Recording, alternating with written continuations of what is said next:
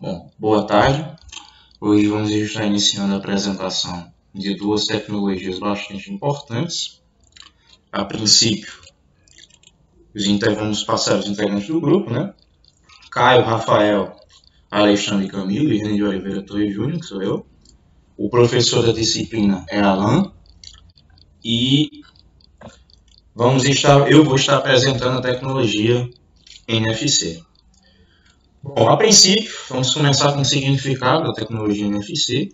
A tecnologia NFC, na sigla em inglês, significa Near Field Communication. E em português significa Comunicação por Campo de Proximidade, CCP, na sigla. É uma tecnologia que permite a troca de informações sem fio e de forma segura entre dispositivos compatíveis que sejam próximos um do outro. Nós temos os aspectos históricos da tecnologia. A tecnologia NFC teve suas origens em outra tecnologia de comunicação sem fio, o RFID, que vai ser apresentado de forma bem mais clara e melhor por Caio, que opera a distâncias maiores e apenas possui um modo passivo de comunicação.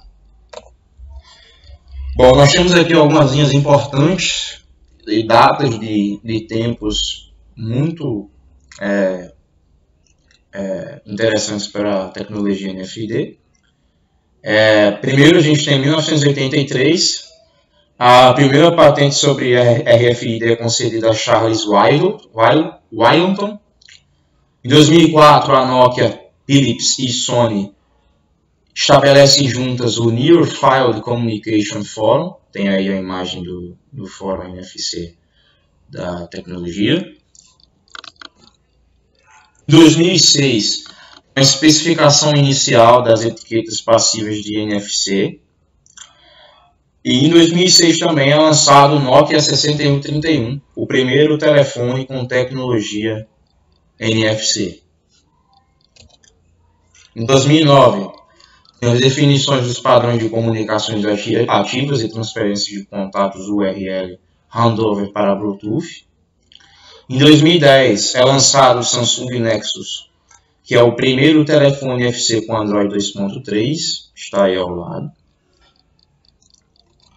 Em 2011 é feita uma palestra no evento do Google I/O chamado Home to Interface, onde são mostradas APIs para a plataforma Android 2.3 e 2.4 e demonstrações de leituras de etiquetas NFC, transferências de arquivos, URLs e também handover para Bluetooth.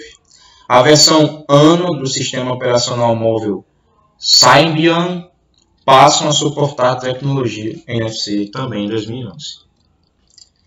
Novamente, em 2011, foi feito o lançamento de diversos smartphones com suporte à tecnologia Samsung, Galaxy S2, LG Optimus 3D, BlackBerry Curve 9370. PayPal mostra interesse em utilizar o NFC para realizar suas transações online.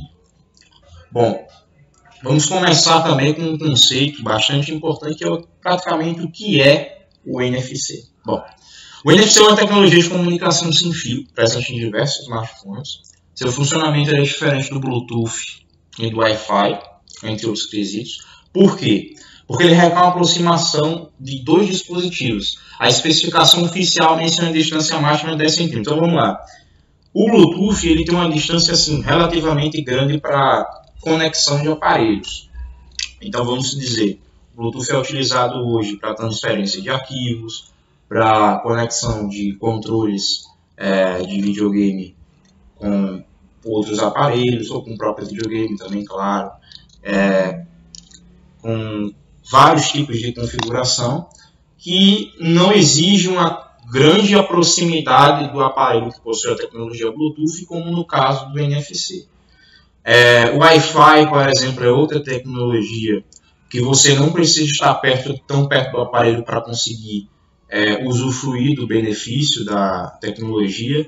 Você pode ter uma distância relativamente grande e vai permanecer conectado com conexão estável, relativamente estável, pelo menos dependendo da operadora, e funcionando perfeitamente, enquanto que o NFC exige uma distância máxima de no mínimo 10 cm, que é claramente muito pouco. né? Tipo, a pessoa precisava utilizar, se quisesse utilizar a tecnologia de uma forma diferente, com uma proximidade até um pouco mais distante, sem necessidade de ficar muito próximo, não é possível. Isso não vai ser uma coisa negativa da tecnologia NFC.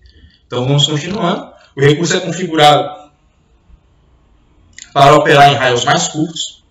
No dia a dia, a conexão tem que se estabelecer apenas quando dois equipamentos compatíveis se tocam ou ficam muito próximos, né? Como já foi dito aí. Bom, como ela funciona? Hoje em dia, o NFC é majoritariamente usado em pagamentos por aproximação. Isso foi uma coisa que vai ser demonstrada nos slides seguintes, assim, que a tecnologia NFC, assim, na grande maioria do uso dela, é a respeito de pagamentos. Pagamentos de cartão de crédito, entre outros. Até o metrô de São Paulo, metrô de São Paulo ou do Rio, não vou me recordar agora, utiliza essa tecnologia para caso o usuário, né, a pessoa que queira viajar entre o metrô, precise fazer o pagamento, ele utiliza somente um cartão de crédito. Ele vai lá, passa o cartão de crédito nele via a tecnologia NFC, no detector, o detector vai automaticamente pagar o ticket, né, o ingresso da pessoa, né, para poder entrar no trem, e é uma tecnologia bastante eficiente nesse quesito, né? A pessoa não vai precisar mais ter que digitar senha, ter que se arriscar, arriscar sua segurança para efetuar um pagamento, porque agora tudo é digital graças à tecnologia NFC. Então, o NFC majoritariamente é usado em pagamentos, como foi dito. Nesse caso, é preciso de duas coisas para funcionar. A primeira é uma máquina de cartão, que possui NFC, claro, embutido para fazer a conexão e enviar dados à conta e receber o pagamento.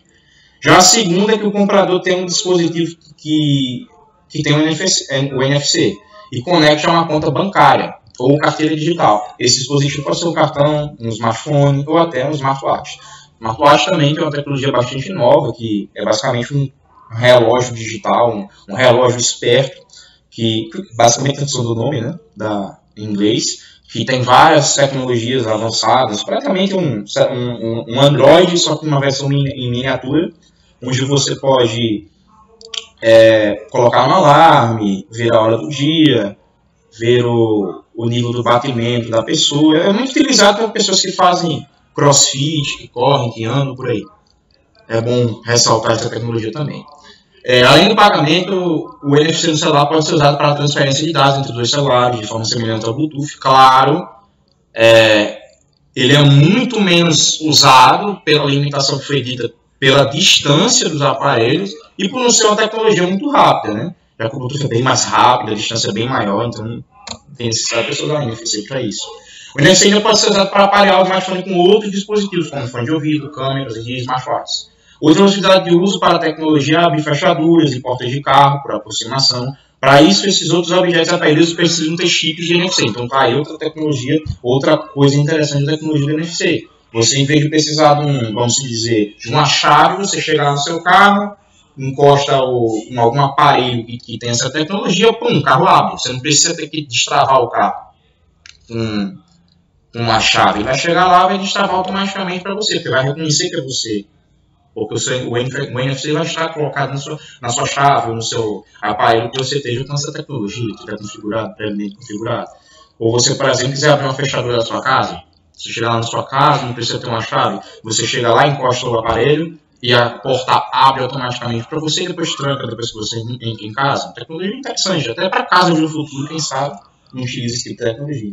Então, as aplicações da tecnologia: trancar e destrancar fechaduras inteligentes, receber a bula de remédio e informações no próprio celular, também é uma coisa interessante. Adicionar um contato ao celular direto de um cartão de visitas, transferir arquivos entre aparelhos, controlar luzes inteligentes, com outra tecnologia também que está sendo muito utilizada hoje em dia. Está chegando uma novidade para o mercado. As pessoas chegarem em casa, usarem um aparelho para ligar a luz, não precisar mais utilizar um interruptor para isso.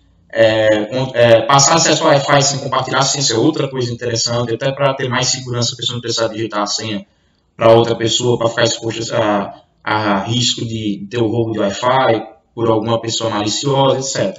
Alugar patinete ou bicicleta compartilhada e ligar um computador também, que é outra coisa bastante interessante. Nós temos as novidades: fonte de ouvido e caixa de som usando conexão NFC, que obviamente é uma tecnologia muito interessante para esse tipo de uso. Pagamentos feitos por aproximação já foi dito várias vezes, é uma das novidades que essa tecnologia proporcionou hoje em dia, está sendo muito utilizada. Como eu mencionei antes, o metrô do Rio usando tecnologia NFC para pagamento de entrada, outra tecnologia, outra coisa interessante que a tecnologia está proporcionando. Destravar veículos com tecnologia NFC é outra coisa interessante. Bom, aqui eu encerro minha parte. Essa parte agora será apresentada por Caio, que irá explicar sobre a tecnologia RFID.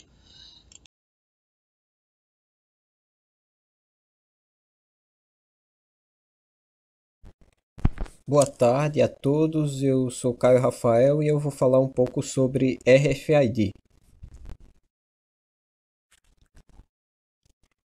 A história do sistema de transmissão por radiofrequência tem início com o sistema de radares utilizados na Segunda Guerra Mundial.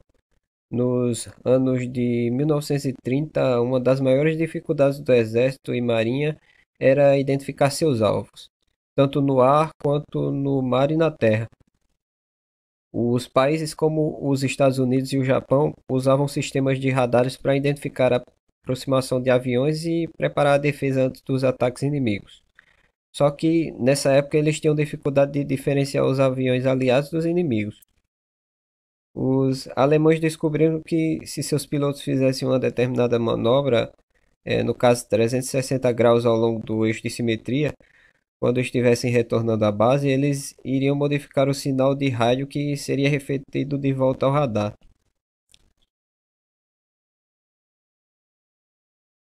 Somente em 1937, o Laboratório de Pesquisa Naval dos Estados Unidos, liderado pelo escocês Robert Alexander Watson Watt, esse que vocês podem observar na foto, que é o inventor do radar, em conjunto com o exército britânico, desenvolveu um sistema chamado de Identification Friend or Foe, identificador ativo de amigo ou inimigo.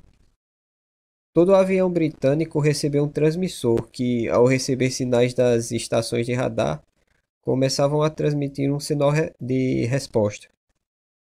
Atualmente, os RFID funcionam pelo mesmo princípio. Um sinal é enviado a uma etiqueta eletrônica que é ativado e reflete de volta o sinal, no caso do sistema passivo, ou transmite seu próprio sinal, no caso de sistemas ativos. Na década de 50 e 60, cientistas de várias partes do mundo, como Estados Unidos, Europa e Japão, eles divulgaram pesquisas a respeito de como a energia de radiofrequência podia ser utilizada para identificar objetos em várias situações. No setor comercial, a sua primeira utilização se deu em sistemas antifurto, que utilizavam ondas de rádio para determinar se um item havia sido roubado ou pagamento normal. Foi nesse contexto que surgiram os tags, etiquetas eletrônicas que fazem parte do sistema de RFID até hoje. No português, RFID significa identificação por radiofrequência. Ele é um método de identificação automática através de sinais de rádio, recuperando e armazenando dados remotamente através de dispositivos denominados etiquetas RFID. Pode-se dizer também que ela é uma tecnologia que utiliza a frequência de rádio para capturar os dados.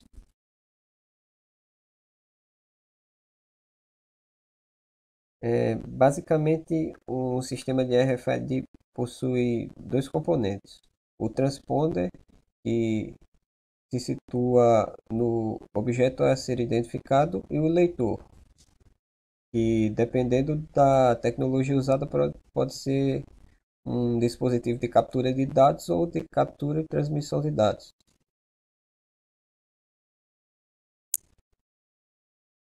O leitor ou antena, utilizando um sinal de rádio, é o meio que ativa o tag para trocar ou enviar informações. As antenas são fabricadas em diversos formatos e tamanhos com configurações e características diferentes para cada um tipo de aplicação. Muitos leitores são feitos com uma interface adicional que permite a ele enviar os dados recebidos a um outro sistema. Pode ser para um PC, um sistema de controle de um robô, etc. Em termos de função, não existe diferença de um leitor de código de barras e de conexão ao restante do sistema. Porém, o leitor opera pela emissão de um campo eletromagnético de radiofrequência, que é a fonte que alimenta o transponder. Esse, por sua vez, responde com o conteúdo de sua memória.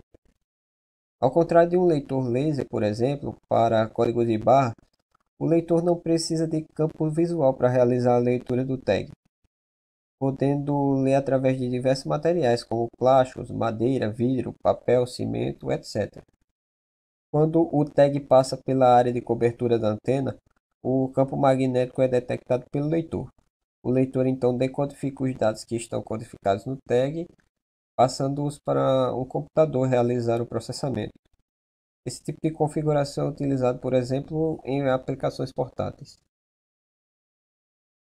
O transponder ele representa o dispositivo que carrega os dados reais de um sistema de RFID.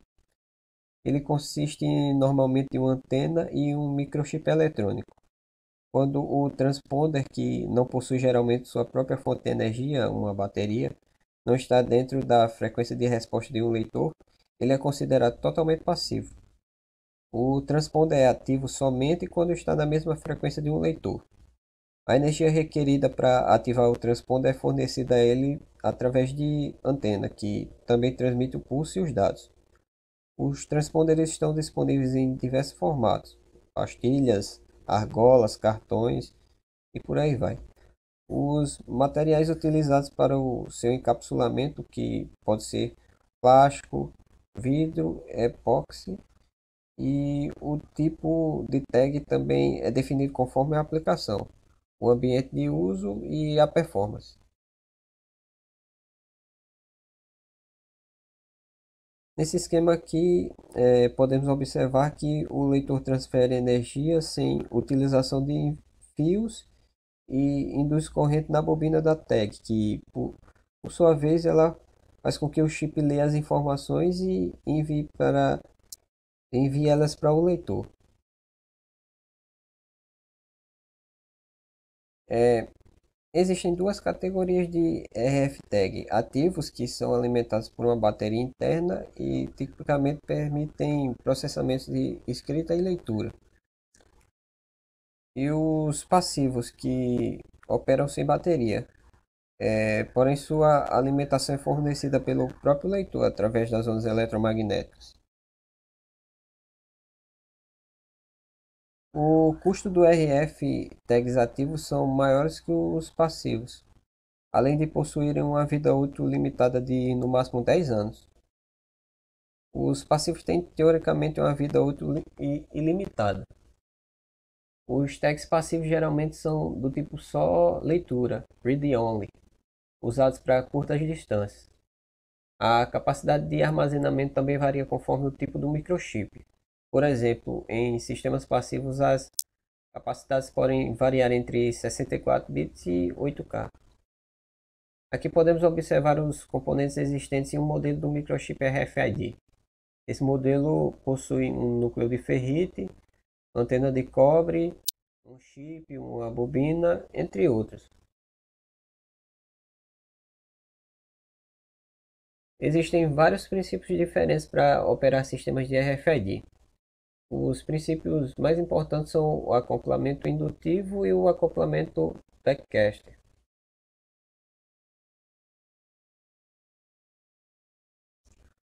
O acoplamento backcaster é uma forma de acoplamento de tags passivas. Nesse tipo de acoplamento, o leitor alimenta as tags ativando elas. E estas funcionam, elas usam a energia do leitor para enviar seu identificador.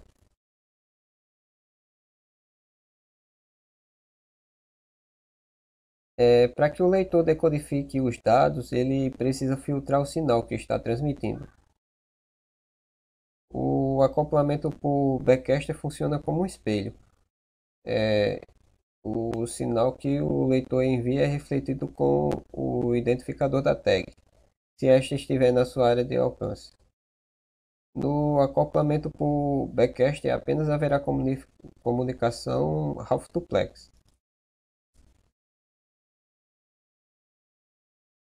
Um transponder indutivo é composto de um microchip e uma bobina que funciona como antena. Os transponders operados por meio indutivo são quase sempre passivos. No acoplamento indutivo, assim como no acoplamento por backcaster, o leitor deve alimentar as tags para o funcionamento. A principal diferença em relação ao backcaster é na forma de alimentação, pois é criado um campo eletromagnético. É, para garantir que o sistema de RFID não interfira em serviços de rádio móveis, serviços de rádios marinhos e aeronáuticos e telefones móveis, a escala de frequência apropriadas e disponíveis para o funcionamento de um sistema de RFID ela é bastante restrita. Por essa razão, só é possível usar as escalas de frequência reservadas especificamente para as aplicações industriais, científicas ou médicas, ou para dispositivos curtos em escala. Estas são as frequências classificadas mundialmente como de escalas de frequência de ISM, Industrial, Scientific e Medical, e podem também ser usadas para aplicações de RFID. Nesse slide, observamos essas faixas de frequência. Os sistemas de baixa frequência de 30 kHz a 500 kHz para curta distância de leitura e de baixo custo operacional, utilizados para controle de acesso, rastreabilidade e identificação, e sistemas de alta frequência de 850 MHz a 950 MHz e de 2,4 GHz a 2,5 GHz, que eles fazem leitura em médias e longas distâncias e a alta velocidade, utilizados para leitura de tags em veículos e coleta automática de dados.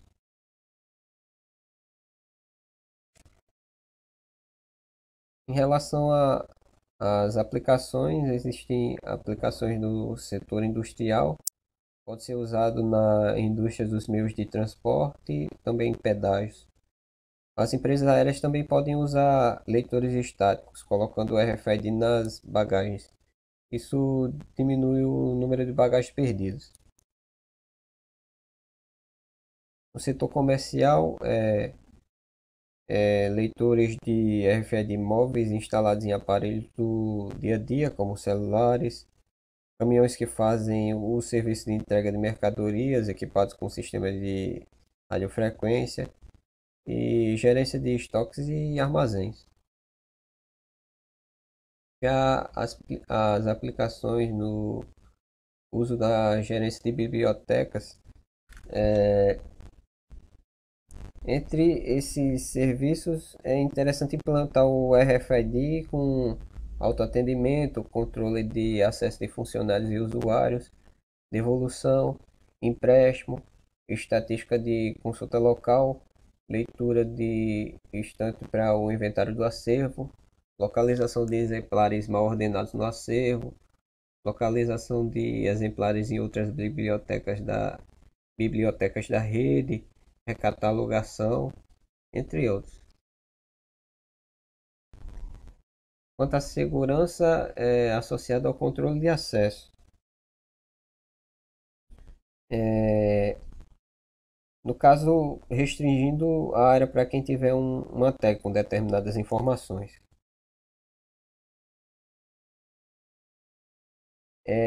Na identificação animal, por meio de colares, brincos, injetáveis e ingeríveis. Em relação à manutenção, pode ser usado para manter um histórico de objeto com os procedimentos de manutenção que já foram realizados. Também pode ser utilizado no marketing direcionado, pagamento automático no setor comercial e até nos implantes humanos. Aqui são só algumas referências. Eu queria agradecer pela atenção.